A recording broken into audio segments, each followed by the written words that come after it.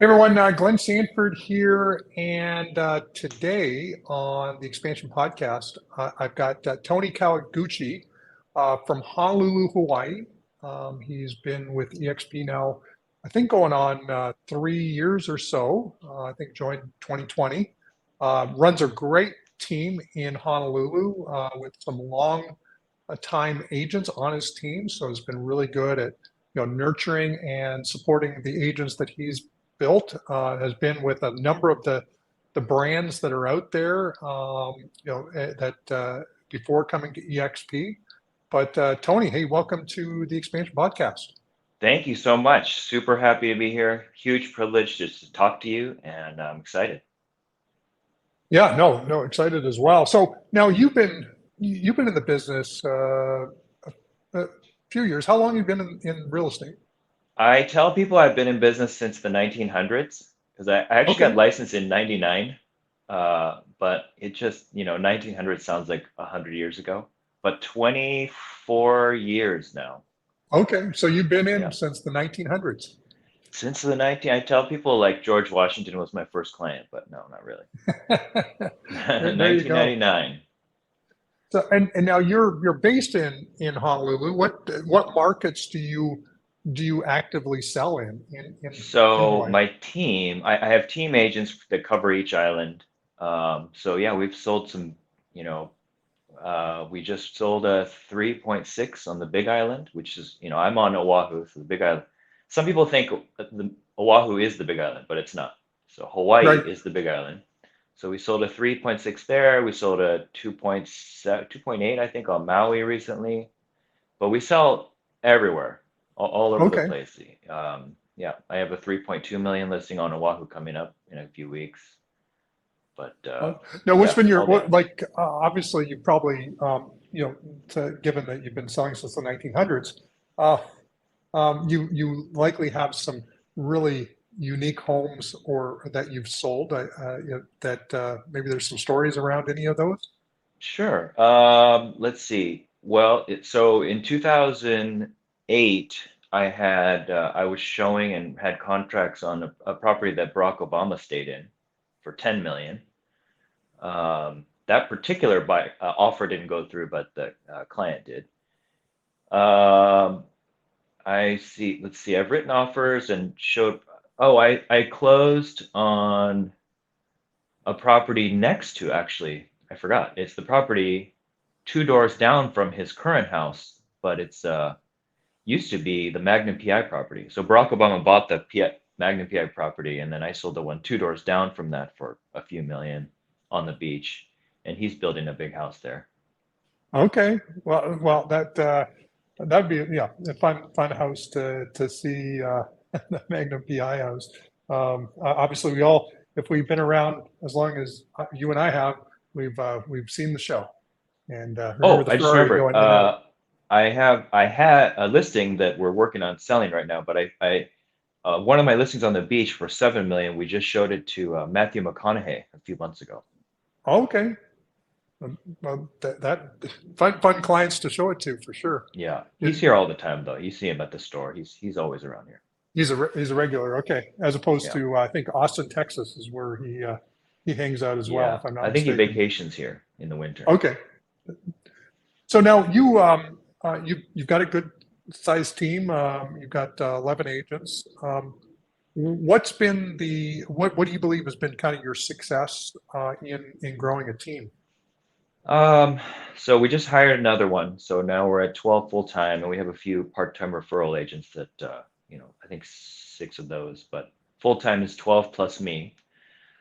The greatest success, I think, is we really try to care for our people and have a great environment, a good culture.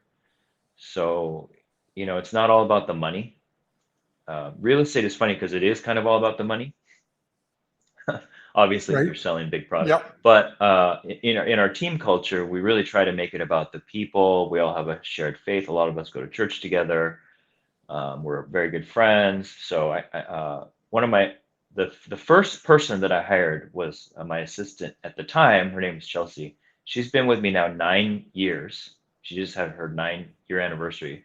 So we're coming up on 10. So we're trying to figure out like, well, what do we have to celebrate 10, but we also have a few 7 year, 6 year, 5 year, 4 year. Um, but I think it's, just we have really good people and we try to care for them and nurture them. And ultimately people just want to be loved and cared for and understood, uh, more than they just want money or a better split or whatever. You have to do that stuff as well. But if you just focus on, money and splits in business, you're eventually going to lose people.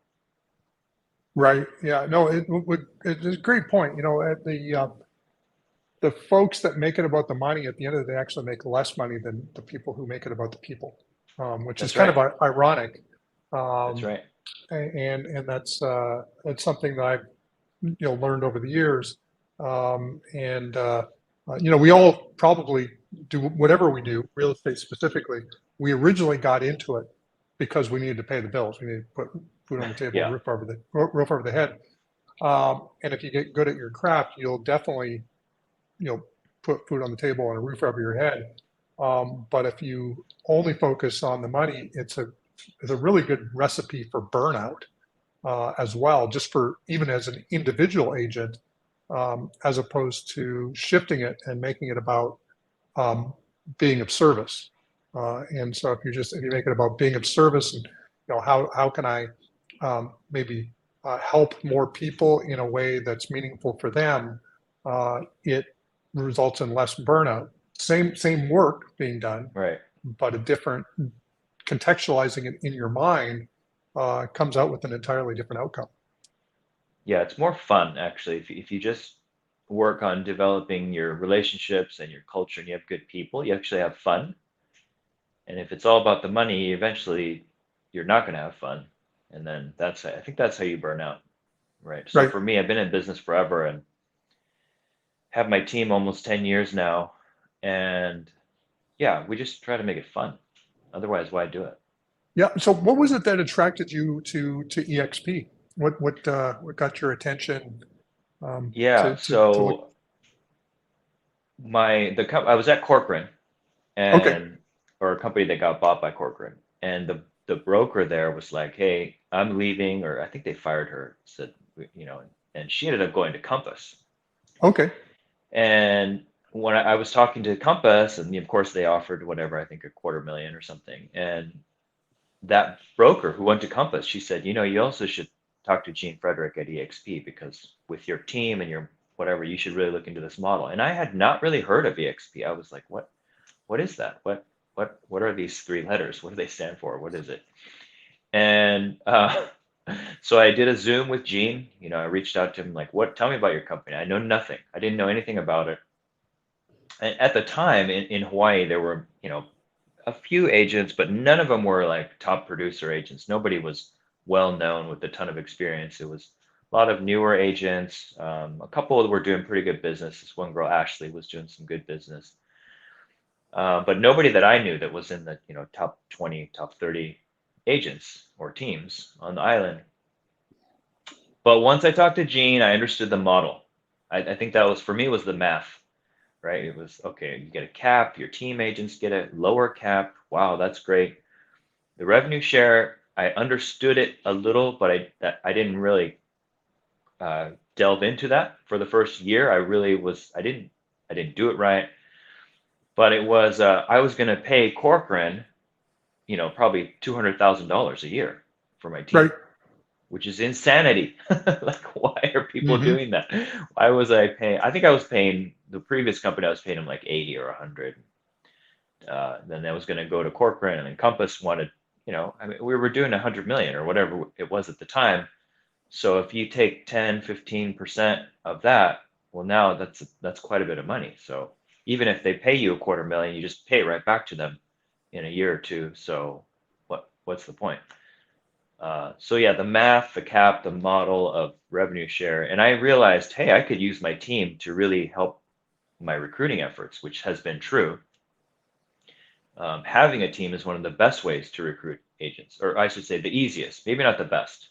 It's probably not the best, but it's the easiest way to recruit agents. Right. You get to have more conversations because there's always hungry agents out there that are trying to figure out where to go, and so it it definitely allows for more conversations, and obviously, as you That's get right. more successful, you can network with other top agents. So I think it's a fairly solid way to market. Now, when you think about obviously you're bringing agents in, but going back maybe to real estate, what is your lead gen strategy look like there?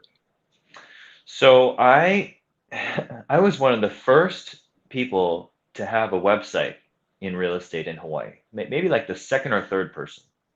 So it's, go back to, I started in real estate, I'm sorry, in insurance marketing on the web in 1999. I was working at a small insurance company that I started with my friend. And someone's like, "Oh, have you heard of this thing called Google?" I'm like, "No, show me. What's Google?" I look at it, it's a blank page. He searches something, and I look at it and I realize, huh, we should get on there. We should be able to show, how do you show up on there? So I started doing research, and I was one of the first people to use a thing called, back then it was called AdWords, Google AdWords. And you probably know because you're an internet guy. Yeah, when you And could I remember buy when clicks Google for Ad, 5 cents a click. That's right. Yeah, I think it was 5 or 10 cents at the time, and I Yeah. was doing insurance. So when I started in real estate, well, I was actually doing real estate at the same time. When I started doing internet marketing for real estate, I thought, well, I'll just write tons of content and I'll use Google Ads.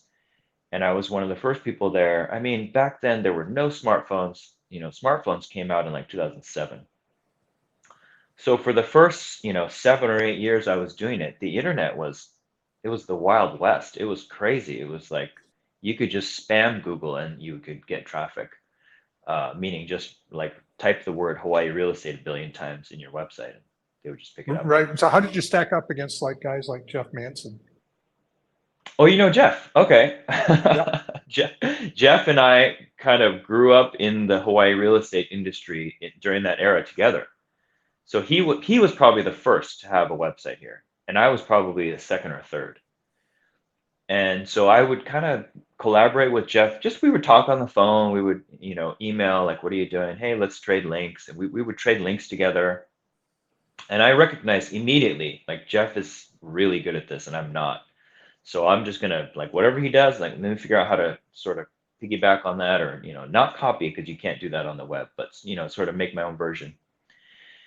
And I really appreciated everything Jeff shared, and he lived here in Lanikai with his big family. I think he moved to Texas after he He's sold got here. like 9 kids or something like that.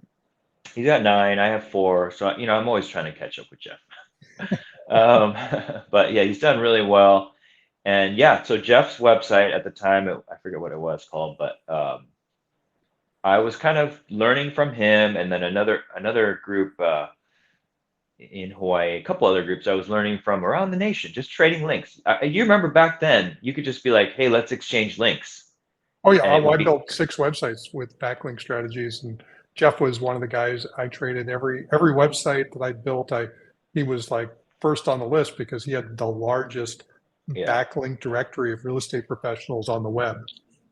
And you were making those Oh yeah, I was ranked number one in Seattle, Portland, Phoenix, Las Vegas, Nashville, for for backlinks or for real estate for city websites. followed by the term real estate in organically on Google and Yahoo. And I Okay, this is wild. I'm pretty sure that I was on your sites or trading with you, and I just didn't know you.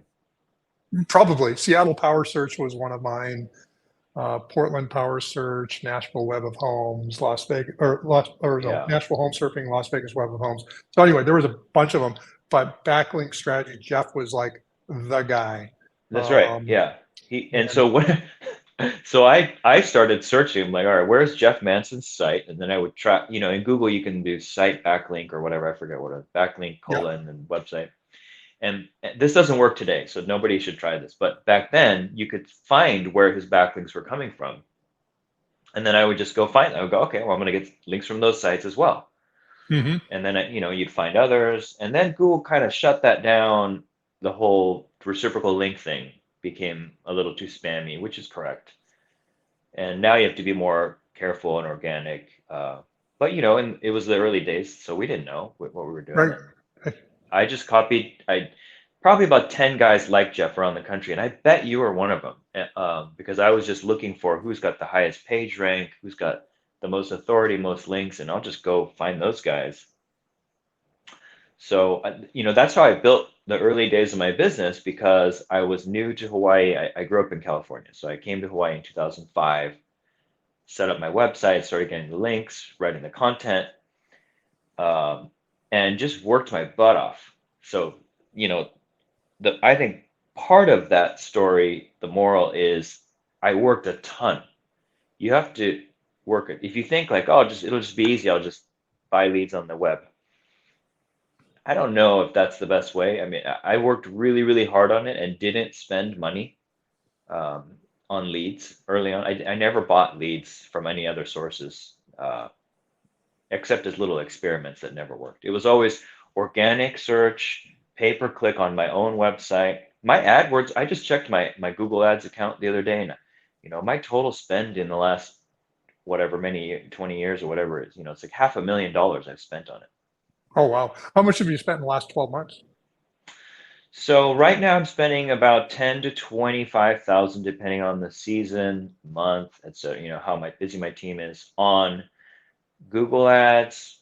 I'm actually now on Bing, on Microsoft Ads again, because I Yeah, have they're a probably feeling. cheap to buy links there. And with ChatGPT, it's like That's right. everybody's going to Bing now.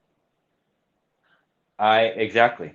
Yeah, you're a lot more like me than I thought. But I'm watching the AI thing, and I thought, okay, well, Microsoft's getting into ChatGPT. Let's try their search because people might be directed there, and it is cheaper. Their interface, their user interface is totally inferior to Google's. I mean, it's just like, how can they make money this way? It's so It's very difficult noisy. and Yeah, very cumbersome, noisy. yet noisy. And it's like totally not intuitive, their advertising platform. But I'm like, all right, but I gotta get in there and see if I can get some traffic. And then I'm also doing partnership ads on on Zillow and Realtor.com with lenders. But yeah, I think overall, right now, Realtor.com leads are pretty good now that they've paired with OpCity and they're pre-qualifying. So we have a few of those in escrow. But ultimately, as far as internet leads go, my website it's been the best to get them to my site. Right. However I can, And your cost organically or per your cost per closed transaction is probably what, a quarter of what it costs to close a transaction off of a Realtor.com lead? yeah, those are Realtor.com is not yet profitable. I'm currently in the fourth month of doing an experiment with them. Okay. But they're expensive, right? It's thousands of dollars a month, and I think What's we're your cost currently per lead coming out of Realtor.com? uh so we're spending a total of about, well, we were at six and now we're at about 7,500 a month. The amount of leads that we've gotten, I just saw it yesterday. It's a between 30 and 40 leads a month, but those you have to segregate into actual phone calls versus long-term nurtures. Okay. As you know, and this is not for your benefit, but for people listening, whenever you have leads production, so let's say you get 100 leads and you go, oh, I closed one in 6 months. Yeah, but in 2 years, you might close two more from that. And so over time, your cost per closing on 100 leads, over time, it drops. And it's tempting to just say, well, I got one out of 100, so that's my cost. Right. But you have to be committed to the long game in terms of leads, and just like client nurture, from anywhere, you might meet someone who closes in 5 years in person. And to me, an internet lead is almost as good if they're a nurture and they're real, they're actually going to move. But So so speed, almost a speed round question. Um, okay, Forced registration or non-forced registration? I prefer forced Oh, okay. Awesome. Okay. after Interesting. after a little bit. Okay. So you could give them 4 or 5 properties to look at, and then Delayed then it forced. pop up. Okay. Delayed for Yeah. it. Uh, Favorite IDX? Right now I'm using Real Geeks, which is Jeff's. Jeff's old Uh, company sold I to, was previously using Real Estate Webmasters, which is a guy out of Canada, yeah, Morgan. Morgan. Hmm. Yeah. Oh, you know Morgan too? Yeah. I guess you know everybody. I'm like the little fish, so you know all the big fish. But yeah, I used Morgan for a while. Good guy, helps me a lot. Good sites. Right now, Real Geeks is working better for me. Okay. And They're then, both so good. favorite CRM, Real Geeks or something else?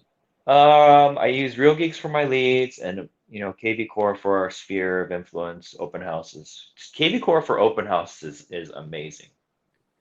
Awesome. Um, Okay. I get my agents to learn on that, but for open houses, it is amazing. Let's see. What other question? Uh, so yeah, by the way, you've ever talked to Jeff? I was had the, of the Real Geek sites that he sold, I was in the top, 2% of all users of that in terms of traffic and lead flow back when I was heavily using it. But this is years ago. I was a I was a Real Geeks fan. We used WolfNet, non-forced registration, Mm. and Top Producer back in the day. You probably used Top Producer back in the day, I suspect. At Remax, but I didn't like it. Okay, yeah, This is like it depend. Yeah, it was the best one in 2003, 2004 that I could find. oops. Today, I wouldn't recommend Top Producer to anybody. Yeah. I'm sorry. Follow Somehow Up my Boss, I phone. think, is kind of the one I hear the most positive feedback, is more of a central place to process leads. Yeah. Can you see me, by the way? Somehow I just got a phone call on here. I don't know how that happened. Oh, yep, I can see you. Okay, You look sorry. good. Thank you. Um, and then let's see. So, one piece of advice you'd give to an EXP agent, what would it be? Um, you have to work hard for a long time, but if you do, eventually you will succeed in this business. It's really hard to start in real estate, but once you get going, the momentum is awesome. Yeah, no, for sure. Yeah, you have to put in probably 3 times or 4 times or maybe 10 times the effort that you originally think you need to put in.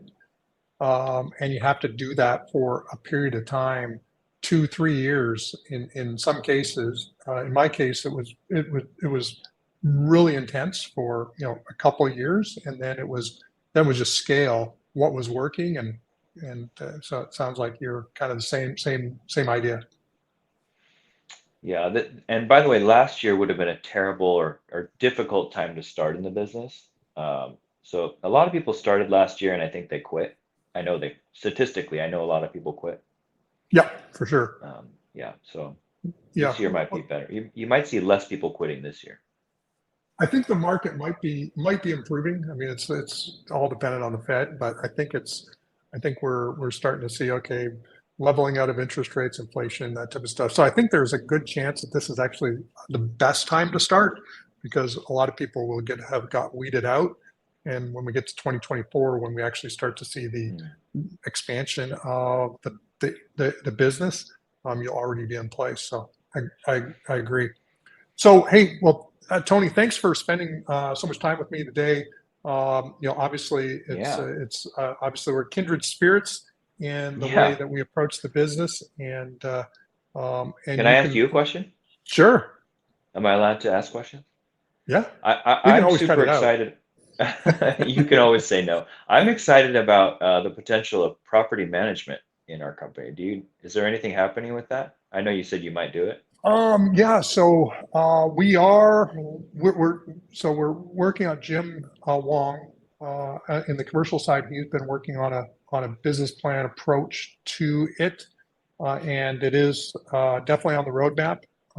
And we just need to figure out how to get it done, because it's a big spot. There's a lot of agents that just can't join us because they have properties that they need to manage, and they don't have the ability to sort of do it at 2 separate brokerages. So it's a part that I think is important. And we've got beyond the point in time where we would be, at risk. I mean, more people go to jail over the conversion and of funds in a property management company than any other Wow. thing in real estate. So that's why we didn't do property management at the beginning, because we didn't have near the controls necessary for that. Now we've got the teams and all the other stuff. So I think we can actually enter into it in a way that's actually helps the agent and also make sure it keeps us out of harm's way. So I feel good about that. So it's coming. Okay. No timeline though. No timeline. And then for your internet marketing ears, next month in May, we're going to announce something really cool. So you're gonna really like it because it'll really you'll get it as soon as you see it. I already can tell you'll see it and go, oh, this is a big deal. So we're going to announce Well, it at shareholders. is that the thing you were teasing on your Instagram? Like this is a big thing coming. This is going to be like game over for everybody. It is, yeah. That was. I mentioned we would probably talk about it on February, and we have talked about it a little bit. In fact, this is coming out in May. But anyway, it's a week after our podcast. We'll be in Las Vegas talking about it. So we're going to actually broadcast this on May 9th. So In hey, Las Vegas? no, this is actually in Orlando. Shareholders. Oh, Sorry, okay. I misspoke. Hey. Thanks again. Hey, thanks everyone for listening. This has been, obviously a lot of fun talking with you, Tony, and you can find Tony at Aloha Tony on Instagram or at alohatony.com. So with that, thanks again. Thank you.